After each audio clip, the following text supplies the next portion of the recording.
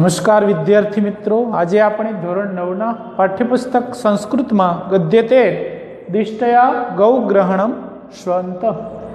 ગૌગ્રહણમ એટલે તો ગાયોને પકડી લેવી, ગાયોનું અપહરણ કરવું. તે દિષ્ટયા ભાગ્ય યોગે નસીબ યોગે ગાયોનું અપહરણ સુખાંત થયું છે, એનો અભ્યાસ કરીશું. સૌ પ્રથમ ભાસે રચેલા 13 નાટકો પૈકી એક નાટક પંચરાત્રમ છે. તો એ પંચરાત્રમાંથી આ પ્રસ્તુત નાટ્યાંશ એટલે કે દિષ્ટયા ગૌગ્રહણમ સ્વતમ લેવામાં આવ્યું છે.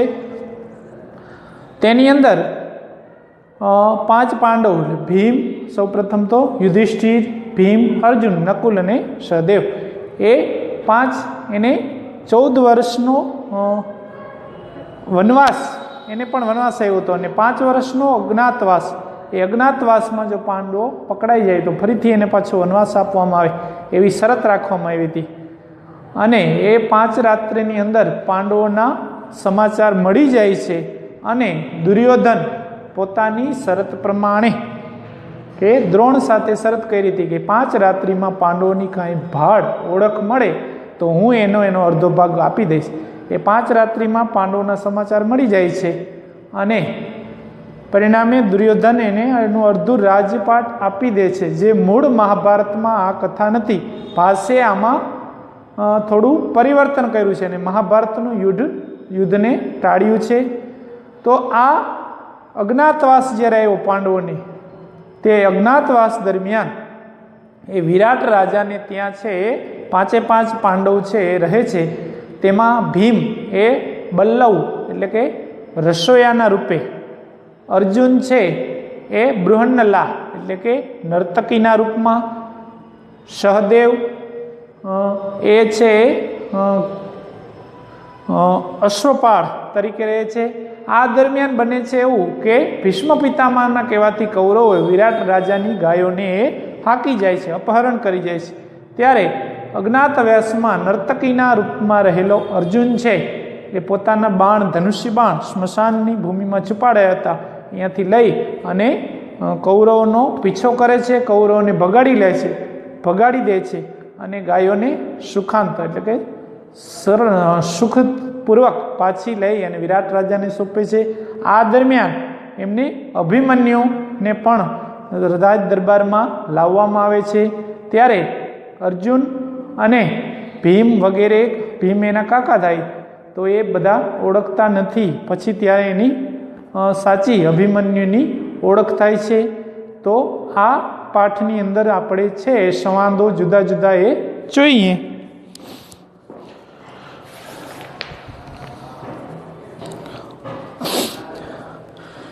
મહાકવિ ભાસ રચિત ત્રિઅંકી નાટક આ પંચરત્નમાંથી લેવામાં આવ્યું છે. આપણે વાત કરી ભાસની આ નાટ્યમાં મહાભારતના મહાન વિધ્વંસક યુદ્ધને જાકારો આપી દેવામાં આવ્યો છે.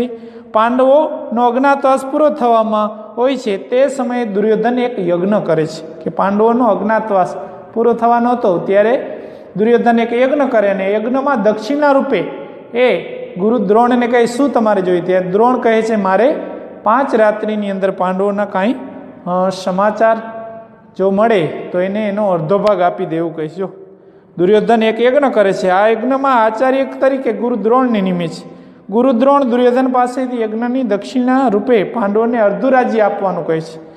ત્યારે દુર્યોધન આમ તો તે સ્વીકાર્ય નહોતું, છતાં શકુનીએ મૂકેલી એક શરત આગળ મૂકીને દુર્યોધનને દક્ષિણા આપવા તૈયાર થાય છે. ગુરુ દ્રોણ દક્ષિણા રૂપે કહે છે કે પાંડવોને એનો અડધો ભાગ આપી દે. ત્યારે દુર્યોધન એ વાત સ્વીકારવા તૈયાર નથી. છેવટે શકુનીની સલાહ અનુસાર એને એનો ભાગ એક શરત મૂકી અને આપવા તૈયાર થઈ છે. એ કઈ શરત? તો એ શરત એ છે કે 5 રાત્રિમાં પાંડવોની ભાડ મળી જવી જોઈએ, કે 5 રાત્રિની અંદર પાંડવોની ઓળખ થઈ જાય કે આ ભીમ એ ભીમ છે, અર્જુન એ અર્જુન છે, નકુલ એ નકુલ ને સહદેવ એ સહદેવ, એવી ઓળખ થઈ જાય. છુપાવેશમાં હતા પણ ખબર પડી જાય કે અર્જુન છે. તો એમ તો આ પૃષ્ઠભૂમિમાં ભીષ્મ પિતામહના કહેવાથી કોઈ કારણસર કૌરવો વિરાટ નગર તરફ કૂચ કરે છે, વિરાટ રાજાની ગાયોને હાંકી જાય છે. આ ગૌગ્રહણને રોકવા માટે વિરાટ રાજાને તે અજ્ઞાતવાસમાં રહેલા બલ્લવ નામે ભીમ, બૃહન્નલા નામે અર્જુન સક્રિય બને છે અને કૌરવોને હાંકી કાઢે છે. સાથે સાથે તેઓ અભિમન્યુને પકડી લાવે છે. આ સમયે વિરાટ રાજાની સભામાં જે દ્રશ્ય રચાય છે તેનો અંશ અહીં પ્રસ્તુત છે. વેશપલટો કરીને રહેલા પિતા અર્જુન તથા કાકા ભીમને અભિમન્યુ ઓળખી શકતો નથી. બંને વડીલો અભિમન્યુને ખીજાવાના ઈરાદાથી સંવાદ કરે છે. આ સંવાદ ખૂબ હાસ્યસભર છે. આ સંવાદ કોઈ પણ પ્રેક્ષકને હાસ્યથી તરબોળ કરી દેવો છે, તૃપ્ત કરી દેવો છે. અહીં અભિમન્યુને બહાને વિરાટ રાજાને ત્યાં સૌને પાંડવોની વાસ્તવિક ઓળખ થાય છે. પેલી બાજુ 5 રાત્રિમાં પાંડવોની ઓળખ અથવા ભાળ મળી ગઈ છે. ગુરુ દ્રોણના કહેવાથી દુર્યોધન પોતાનું અડધું રાજ્ય પાંડવોને આપી દે છે. આમાં અહીં યુદ્ધની ઘટનાને ટાળવામાં આવી છે. બધી ઘટના માત્ર 5 રાત્રિમાં સંપન્ન થતી હોય આ નાટકને પંચરાત્ર, જો નામ જ એવું છે નાટકનું, પંચરાત્ર એટલે 5 રાત્રિ એવું નામ આપવામાં આવ્યું છે.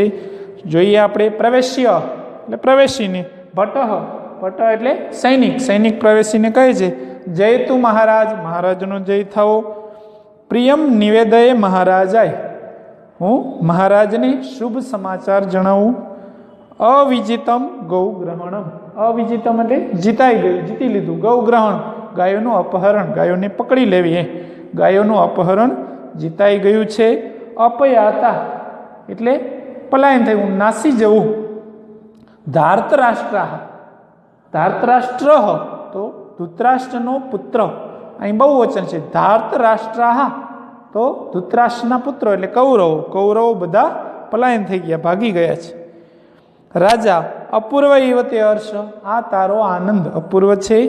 બ્રુહી એટલે કહે કેનાસી વિસ્મિત, કેનાથી આટલો આશ્ચર્યચકિત થયો અથવા વિસ્મિત થયો. એટલે ભટ્ટ સૈનિક કહે છે અશ્રદ્ધેયમ, અશ્રદ્ધેયમ એટલે વિશ્વાસ ન કરી શકાય એવું. પ્રિયમ પ્રાપ્તમ, એવા સમાચાર મળ્યા છે કે સૌભદ્ર એટલે સુભદ્રાનો પુત્ર, કોણ? અભિમન્યુ. સુભદ્રા અને અર્જુન એનો પુત્ર હતો એ અભિમન્યુ. એટલે સુભદ્રા પુત્ર અભિમન્યુ પકડાયો, ગ્રહણમ ગત. રાજા કથમ ઇદાનીમ ગૃહિત, કોના વડે પકડાયો? બરાબર, આ 4 સમાજ આપણે જોઈએ. ફરીથી ભટ્ટ એટલે સૈનિક કહે છે મહારાજનો જય થાઓ, મહારાજ શુભ સમાચાર જણાવું. ગાયોનું અપહરણ જીતાઈ ગયું. કૌરવો નાસી ગયા છે અથવા ધૃતરાષ્ટ્રના પુત્રો નાસી ગયા છે. એટલે રાજા કહે છે આ તારો આનંદ અપૂર્વ છે. બોલ, કોનાથી આટલો આશ્ચર્યચકિત થયો છે? એટલે સૈનિક કહે છે વિશ્વાસ ન બેસે તેવા સમાચાર મળ્યા છે કે અભિમન્યુ પકડાયો. રાજા કોના વડે પકડાયો? એટલે સૈનિક કહે છે ભટ્ટ રથમ આસાધ્ય, રથ મેળવીને અથવા આસાધ્ય એટલે રથ ઉપર ચડવું એવું થાય. આસાધ્ય રથ મેળવીને, નિશંક રથ મેળવીને નિશંકપણે, બાહુભ્ય એટલે પોતાની 2 બાહુઓ વડે 2 ધડક ઉતારીને, રથ મેળવીને 2 ધડક 2 બાહુ વડે નીચે ઉતારીને. રાજા કોને? એટલે ભટ્ટ સૈનિક કહે યહ કિલ્લહ એસ, કિલ્લ એટલે ખરેખર, એસ એટલે આ. નરેન્દ્રેણ, નરેન્દ્ર એટલે મહારાજા, નર વત્તા ઇન્દ્ર એની સંધિ છૂટી પાડો એટલે શું થાય? નર વત્તા ઇન્દ્ર, નરના રાજા, માણસોના રાજા એટલે આપણા રાજા. મહાનશ રસોડું, સંસ્કૃતમાં રસોડાને શું કહેવાય? મહાનશ. જે ખરેખર મહારાજાએ રસોડામાં નિમેલો છે, વિનિયુક્ત એટલે નિમેલો છે. બલ્લવ, બલ્લવ એટલે કોણ? ભીમ. વિરાટ રાજાને ત્યાં અજ્ઞાતવાસમાં ભીમ છે રસોયાના રૂપમાં રહ્યો હતો, રસોયા તરીકે, બલ્લવ તરીકે રહ્યો હતો. એટલે એ બલ્લવે તેને પકડ્યો એમ. તો રાજા તેને હિ સત્કૃત્ય પ્રવિશિતામ અભિમન્યુ, તો તેને સત્કારીને અભિમન્યુને પ્રવેશ કરાવો. બૃહન્નલે, હે બૃહન્નલા, પ્રવેશિતામ અભિમન્યુ, અભિમન્યુને પ્રવેશ કરાવો. ફરીથી આ 4 સંવાદ ક્યાંથી? તો રાજા આગળથી. રાજા કોના વડે પકડાયો એ જોઈ લીધું તો આપણે. રાજા કોના વડે પકડાયો? એટલે સૈનિક કહે છે રથ મેળવીને 2 ધડક બાહુ 2 બાહુ વડે નીચે ઉતારીને અથવા 2 હાથ વડે નીચે ઉતારીને, રથ મેળવીને બેધડક, નિશંક એટલે બેધડક અથવા નિશંકપણે 2 હાથ વડે નીચે ઉતારીને, એટલે રાજા કોણે? જેણે ખરેખર મહારાજે રસોડામાં નિમેલા છે અથવા નિયુક્ત કરેલા છે એવા બલ્લવે, એટલે કે ભીમે, બલ્લવે રાજા, તો તેને સત્કારીને અભિમન્યુને પ્રવેશ કરાવો. બૃહન્નલા, અભિમન્યુને પ્રવેશ કરાવો. પછી બૃહન્નલા યદાજ્ઞાપયતિ મહારાજ, જેવી મહારાજની આજ્ઞા નિષ્ક્રાંતા નીકળી જાય છે. તતઃ પ્રવિશતિ અભિમન્યુ બૃહન્નલા બલ્લવચ, પછીથી અભિમન્યુ બૃહન્નલા, બૃહન્નલા કોણ છે? અજ્ઞાતવાસ દરમિયાન વિરાટ નગરમાં નર્તકી રૂપે રહેલ અર્જુનનું નામ, કે વિરાટ રાજાને ત્યાં અજ્ઞાતવાસમાં રહેતા હતા ત્યારે અર્જુને એક નર્તકીના રૂપમાં રહ્યો હતો અને પોતાનું નામ છે બૃહન્નલા તરીકે રહ્યો હતો.